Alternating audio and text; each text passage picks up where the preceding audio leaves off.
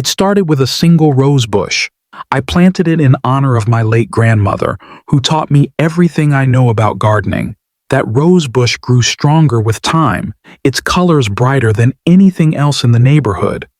But beauty, I've learned, can make some people uncomfortable, especially when control is their obsession.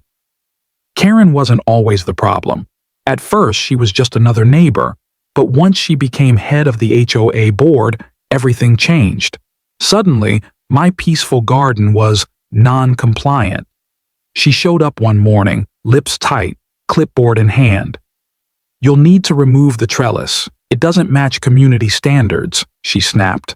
The trellis had been up for years. No one complained. Until now. I tried to explain how every plant had meaning, how the community often complimented it, but she wasn't listening. To her, rules were rules, and my garden, a threat to her authority. Then came the warning letters, photos of my garden with red circles drawn over violations, vines too long, colors too bright, benches not approved. It hurt. Not just the fines or the hassle, but the idea that something built with care and intention was now being treated like a criminal offense. But I didn't break. I didn't dig it up. I dug deeper.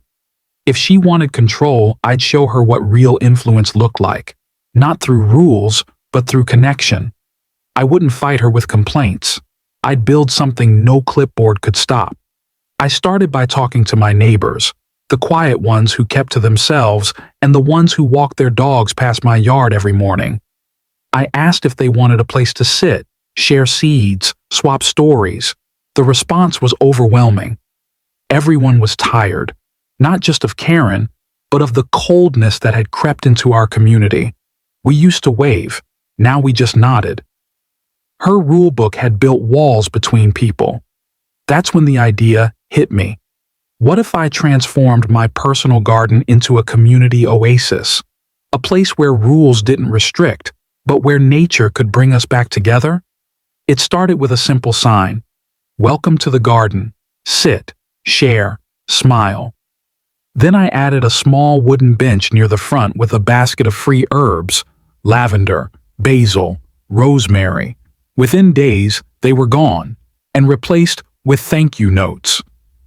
A retired neighbor donated stepping stones. A teenager offered to paint signs with quotes about peace and growth.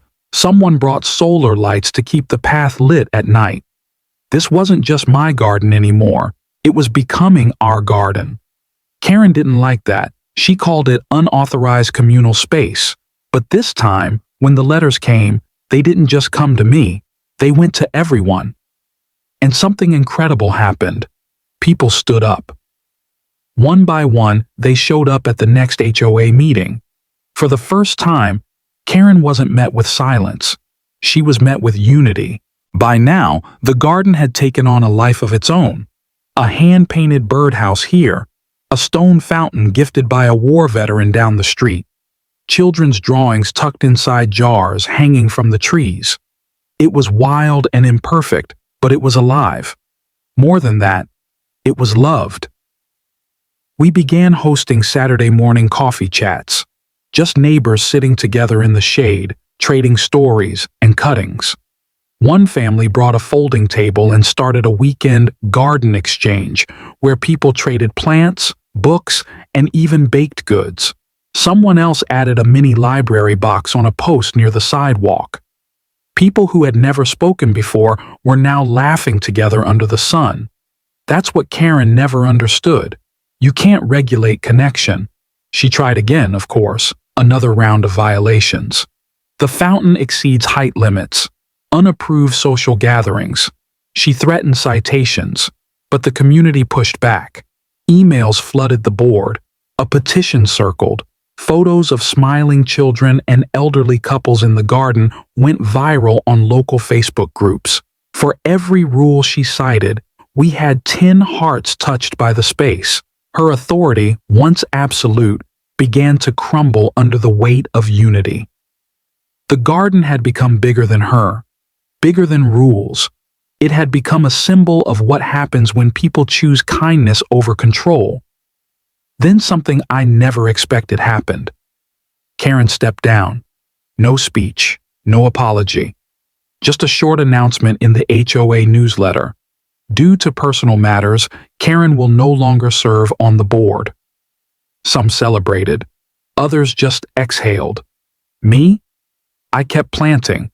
The garden didn't stop growing. We added a butterfly corner with milkweed and wildflowers, a chalkboard wall for daily messages, a small wind chime that sang softly in the breeze. New board members, more reasonable ones, visited the garden and smiled. "This is what a neighborhood should feel like," one said. What began as one woman's attempt to control a patch of earth had sparked something far deeper, a reconnection of community. My garden, once the target of fines and frustration, had transformed into the heart of our neighborhood. Not through resistance, but through resilience. And that's the truth. When someone tries to fence you in, don't just break through, bloom bigger. Because growth is the best form of defiance, and sometimes the most powerful thing you can do is plant a seed where someone told you not to. Caught in the chaos of HOA drama? Subscribe to HOA Warzone, where homeowners fight back, and every story uncovers the truth they don't want you to hear.